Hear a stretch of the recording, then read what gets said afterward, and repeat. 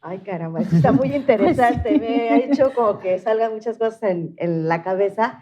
Y entonces, a ver, sería como muy concretamente, a ver, todas estas cuestiones, digo, para nuestro público también, como la productividad, como el SNIT, como el PROMEP y lo que se acumule, no forma parte del salario del profesor. ¿Qué pasaría si de repente toda esta política o todos estos programas específicos desaparece? ¿Dónde quedamos como docentes universitarios con el salario real que tendríamos sin todas estas extras? Eso por un lado, les preguntaría. Y por otro lado, también el tema de la desigualdad al interior de las universidades, porque en efecto el tipo de contratación y el tipo de actividades que nos generen, por ejemplo, yo pienso en la Universidad Veracruzana hoy día, independientemente de cuál sea tu contratación, tienes que hacer docencia, tienes que hacer investigación, tienes que hacer extensión, tutoría, etcétera, una serie de actividades que realmente sí, muchos profesores en pro de estar en todos estos programas tienen que incluso sacrificar la vida personal para poder cubrir los estándares que se están pidiendo. Entonces, ¿cómo abordaríamos esas dos cosas? ¿Cuál es la situación real fuera de estos estímulos del salario de los profesores y qué pasa con la desigualdad al interior de la universidad? Bueno, qué bueno que se plantearon estos dos extremos, ¿no? Pues quizás un salario contractual bajo, que dicho sea de paso, es el que se va a contar para la pensión del trabajador universitario o del profesor universitario. Y dicho sea de paso, es otro de los grandes problemas que tienen todas las universidades públicas en nuestro país, de que los profesores no se jubilan porque jubilarse implica tener un ingreso menor al que tienen como profesor, ¿no? Al que tienen actualmente como profesor, y eso taponea también el ingreso de nuevas generaciones. Pero bueno, es un tema que me parece que implicaría una discusión pues de toda una hora, pero qué bueno que se plantearon estos extremos del salario base y de los programas y los plus a través de productividad, porque habría que decir que yo no creo en los absolutos, ¿no? Entonces, no creo que lo más adecuado sería homogenizar el salario igual para todos, porque entonces le quitaría atractivo a la superación académica. Y por otro lado, pues tampoco podemos pensar que todo se va a basar en esta puntitis o en esta productivitis, ¿no? Porque entonces estropeamos la calidad académica. Y el sentido, ¿no? Y el sentido de la producción de conocimiento. Efectivamente, digamos, el sentido de la docencia, el sentido de la investigación. Tendría que crearse, desde mi punto de vista, un sistema más uniforme, porque también los profesores reportan a su instituto, a su facultad, reportan a la universidad, reportan al SNI. Entonces, quizás se tendría que pensar en un punto intermedio, ¿no? Que no haga depender tanto el salario pues de apoyos externos que del propio salario en sí mismo, ¿no? Sin embargo, sí hay que considerar que por sí mismo el salario, como ya lo hemos comentado aquí, tiene sus topes establecidos, ¿no? Entonces es muy difícil, lo veo yo a corto o mediano plazo, que efectivamente podamos tener un aumento salarial directo a este salario base, ¿no? Y finalmente estos programas, estos estímulos, considero yo que han sido la vía por la cual la universidad ha logrado de alguna manera mantener una cierta estabilidad armónica, digamos, de sus académicos, y que de alguna manera tendrá que seguir manteniendo, ¿sí? Para que realmente podamos nosotros seguir trabajando, ¿no? En aras de esta estabilidad y de esta armonía universitaria, ¿no? Bueno, pero ahí habría que... Yo pensaría dos cosas. Una, el punto de la jubilación es fundamental porque tenemos, digamos, ya hay un esquema. Por ejemplo, ahora en Veracruz cambia el esquema de la jubilación y entonces ya a nivel nacional y de diversas instituciones la jubilación ya se está viendo como un privilegio y como un derecho que vas a perder en la dinámica nacional, ¿no? En la otra dinámica, lo que mencionabas, Josefa, en términos de productividad y SNI, ¿no? Y la fragmentación, digamos, del salario. Ok, yo pienso que puede haber un modelo que permita estimular la calidad y mantener la estabilidad de una manera salarial, Sí, sí. ¿no? Pero lo que estamos viendo, la impresión que tengo y que tenemos varios académicos, es lo que estamos viendo es como un reflejo aparentemente todavía gradual, porque hay contratos colectivos, de un proceso de precarización del trabajo, ¿no? Entonces, en términos Sí, generales. Entonces, digamos, aunque ahí habría que preguntar hasta qué punto esa precarización le pega a la a universidad. las universidades públicas, Ok, ¿no? ok. Por eso yo decía que sí, por supuesto que a un trabajador privado le pega muchísimo en cuanto a estabilidad en el empleo, en cuanto a que no le respetan sus condiciones generales de trabajo, en cuanto a que 4 de cada 6 solamente están inscritos en la seguridad social, pero en las universidades públicas no. Eso no ocurre, ¿no? O sea, esa precarización no se ha visto en esos aspectos, ¿no? La precarización viene por el lado del salario, El salario. ¿no? Que le pega pues, al ingreso del profesor y tiene que estar buscando por otros lados. Pero me parecería, ¿no? Salvo que me equivocara yo en mi reflexión, por eso no es el tema propiamente, pero eso que tú dices, bajo salario, no vacaciones, no aguinaldo, no seguridad social, eso sí se ve en las universidades, pero privadas, ¿no? Entonces sí, ese es un punto interesante. Sí, en las universidades públicas yo he dicho, se estabilizó o se estancó, dependiendo la visión que se quiera, ¿no? Pero ahí sí ya, en cuanto a condiciones generales de trabajo, pues ya llegaron quizás a un tope, ¿no? Y el tope ahora es salarial en cuanto al incremento que otorga el Estado, porque ya no puedes negociar, ¿no? Ahora tú llegas a una universidad y le dices, quiero el 20%, y la universidad le dice, pues yo te podría dar el 50%, pero el Estado me estaba autorizando solamente un 3%, ¿no? Entonces está por ese lado, y no sé si podríamos llamarlo precariedad, pero digamos que la precariedad viene desde el lado de los muchos lugares en donde tienes que estar cobrando tu salario como académico, ¿no? Sí, pero por ejemplo, yo pensaría en relación, si vemos la jubilación, que es un tema, que no, digamos, no vamos a entrar a detalle, pero sí nos gustaría una opinión, ¿no? Porque está impactando, digamos, a muchas instituciones, pero parecerían ya estas instituciones islas, ¿no? O sea, ahí hay una pérdida de derechos. ¿Cómo ver el problema, por ejemplo, de una jubilación ya cada día reestructurada, ¿no? O te vas a más años, o tu salario ya se estancó más del estancamiento formal. Es una figura que en la universidad, en este caso pública, digamos, es defendible, o es una figura que por la dinámica nacional y la dinámica, yo diría, del impacto de la economía, está desapareciendo. ¿Cómo la ven? ¿O es demasiado drástico lo que estoy pensando? Bueno, no sé si quieres hacer un comentario. No quiero yo abusar del uso de la palabra. Mira, en el caso de las universidades, pues podríamos mencionar varios puntos, ¿no?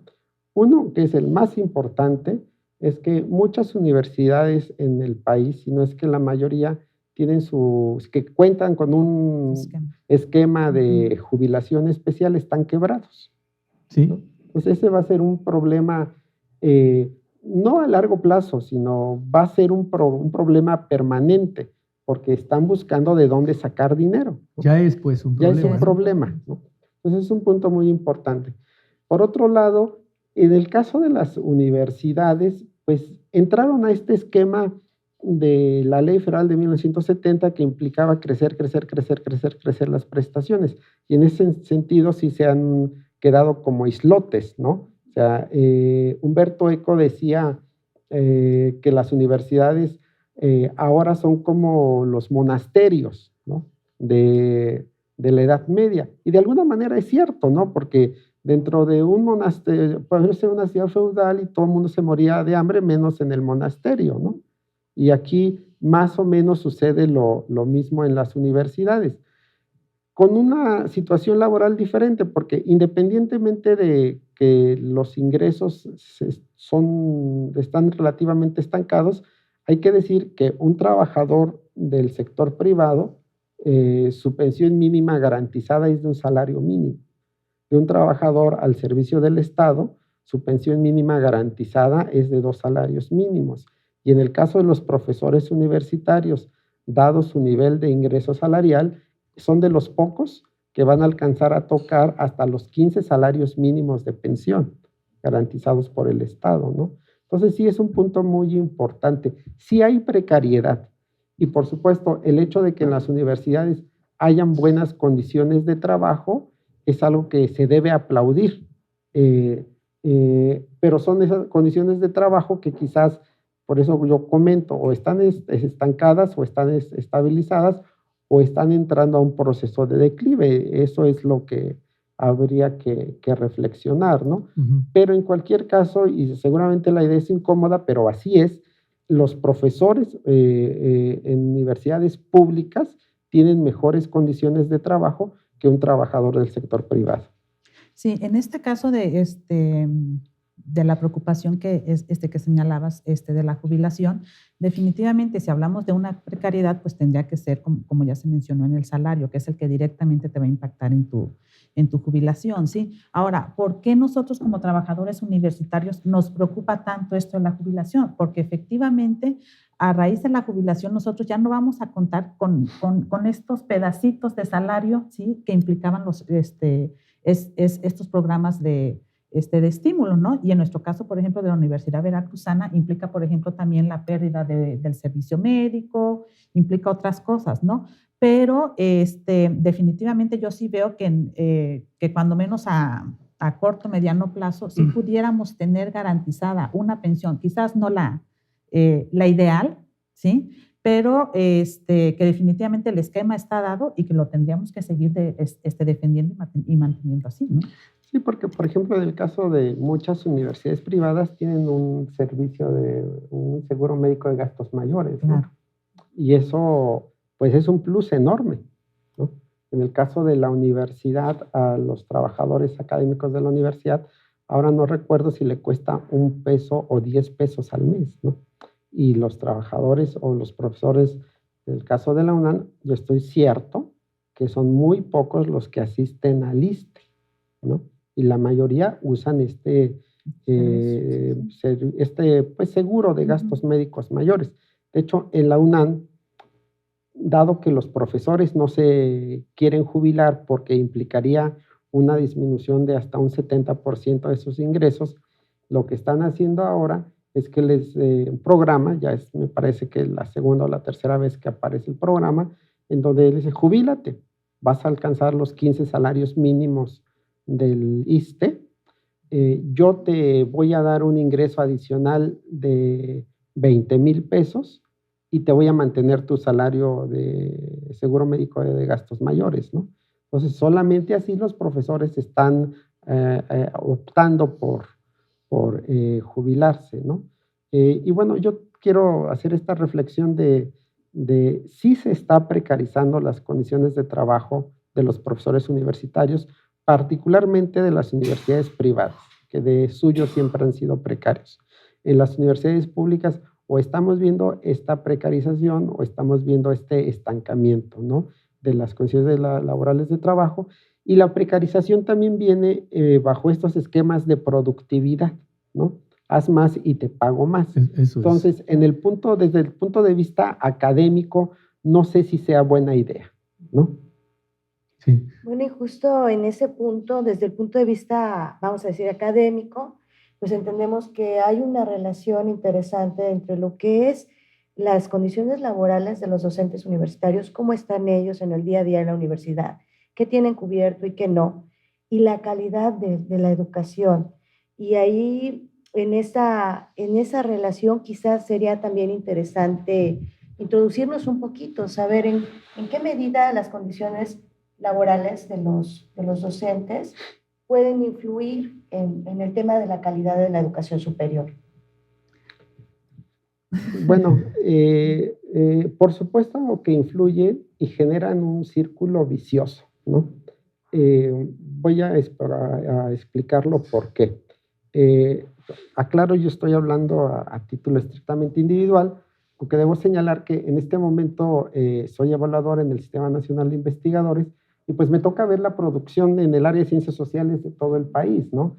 Entonces, estos esquemas de productividad lo que están ocasionando es que los profesores o los investigadores busquen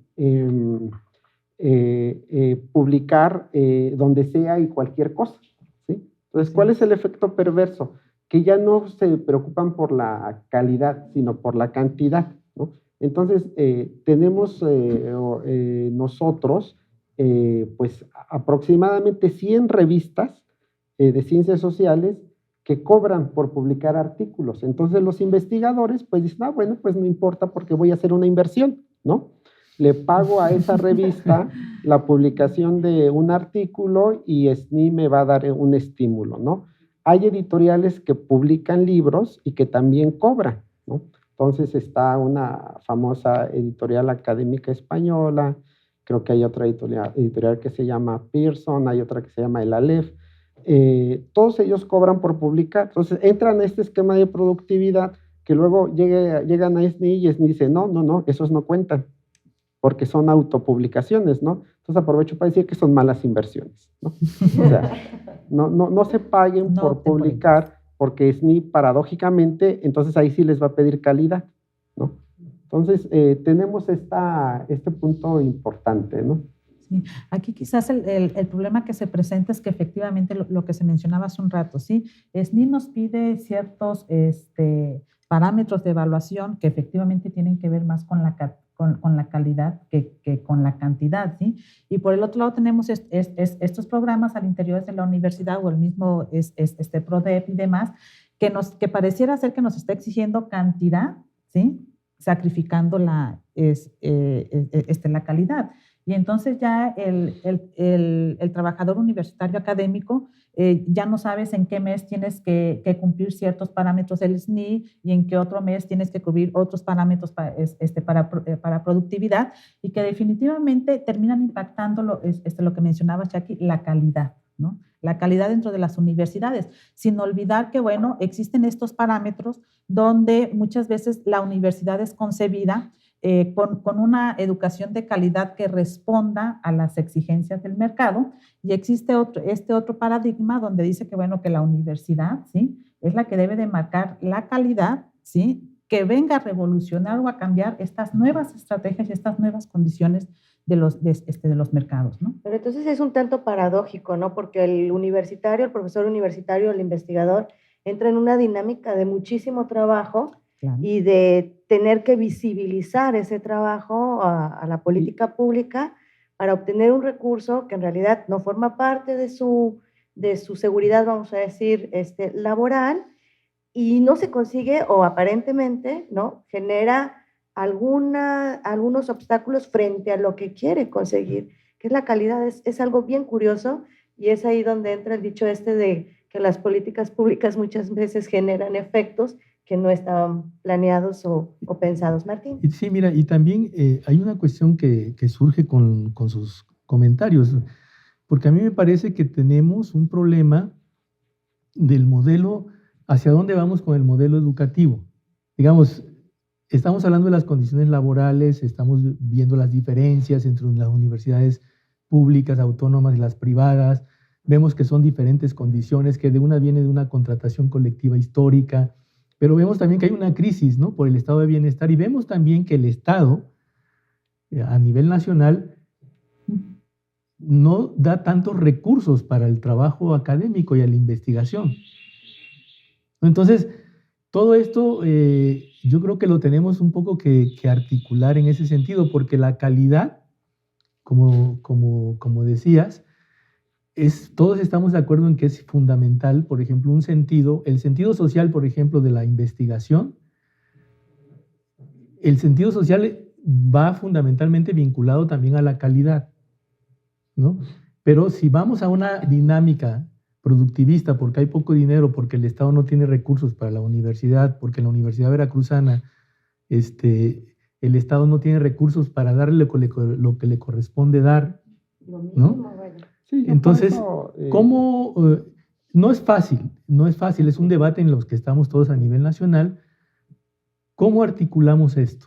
por ¿Hay eso alguna? yo decía que hay que encontrar como el punto intermedio, ¿no? Ok.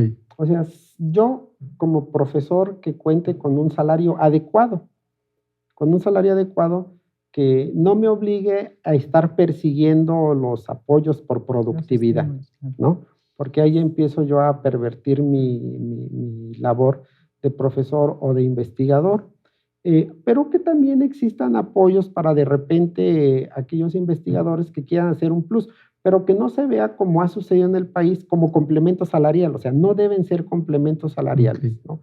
Que de hecho, dicho sea de paso, ese fue el nacimiento del SNI, ¿no? O sea, ante los bajos salarios existentes en el país, ante una fuga de cerebros que se estaba presentando, pues se decide crear este sistema para dar un reconocimiento, ¿no? Ujú. Pero yo les aseguro que nadie iría al SNI si ese reconocimiento no estuviera acompañado de un apoyo económico, ¿no?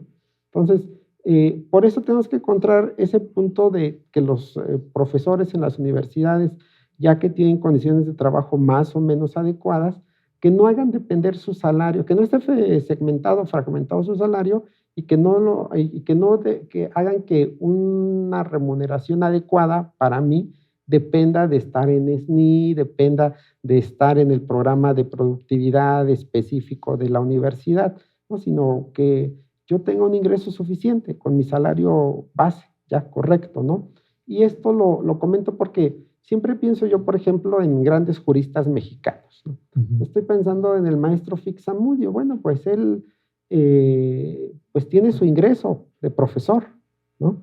Quizás adecuado, que le ha permitido ser investigador toda su vida, a pesar de que ha recibido muchas ofertas de trabajo durante toda su vida profesional.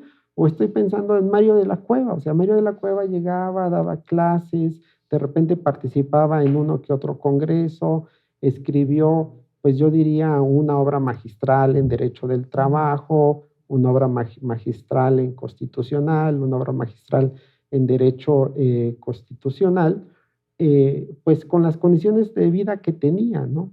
Y no habían programas de productividad, no había SNI. Entonces, quizás tenemos que encontrar ese punto medio de tener un salario adecuado que no inhiba también la calidad y que no Claro. genere confort Mm. en el profesor o en el investigador, pero que sí le dé el confort y la calidad de vida suficiente para ser un muy buen profesor y un muy buen investigador. Bueno, el tiempo no nos perdona, se nos está yendo de las manos. Entonces, quizás si pudiéramos hacer un cierre en una pregunta, pues, ¿qué hacemos ante estas condiciones? O sea, seguimos luchando por el modelo anterior de derechos plenos, vamos a decir, en el ámbito de las universidades públicas, o manteniéndonos, exigiendo que sigan persistiendo, o la universidad pública va a tener que adecuarse a las nuevas condiciones. En un pedacito, si pueden, por favor. Bueno, yo creo que la universidad pública ya se está teniendo que adecuar a estas condiciones, ¿sí? Una gran conclusión que podemos sacar en este momento es que efectivamente los trabajadores universitarios, los académicos universitarios, tenemos cubiertos, digamos, de manera más o menos estable, ¿sí? Condiciones laborales dignas, ¿sí? Ahora, el problema que sigue es persistiendo y que no se ve cómo se vaya a solucionar es la cuestión del salario para poder efectivamente dedicar nuestra labor exclusivamente a esta parte sustantiva para la que fuimos contratados sin tener que andar teniendo que recurrir a estos estímulos que definitivamente desvían nuestro quehacer académico, ¿no? Alfredo. Sí, no, yo diría que el tema fundamental es la calidad, ¿no? La calidad de la enseñanza, la calidad de la investigación. Entonces, las universidades, ya sea desde el punto de vista de las autoridades universitarias, como de los sindicatos, si es que hay sindicatos de profesores, tendrían que tener ese objetivo, ¿no? La calidad de la educación, y bajo esa dinámica estoy en un plano ideal, que las universidades entiendan que el salario no debe estar fragmentado, ¿no? Y que poco a poco estos diferentes programas de productividad se deben ir pasando al salario ordinario de un profesor o de un investigador, ¿no? Para no meterlo a un esquema de producir y no pensar en la calidad, que es desde mi punto de vista el tema fundamental. Eso sería para mí el esquema ideal, y también habría que pensarlo, pues lo ideal es que sucediera en un día, ¿no? Pero eso nunca ocurre. Entonces tendría que ser un programa que a lo largo de los años, digamos que tendría que ir desvinculando el salario de los profesores universitarios de los programas de productividad para integrarlo al salario ordinario, ¿no? Muy bien, pues agradecemos mucho su participación. Seguramente hay varios elementos que tenemos que debatir, hay varias cuestiones que hay que seguir desarrollando, pero los esperamos para el siguiente programa de Punto Ciego. Muchas gracias, muy amable. Muchas gracias por la invitación.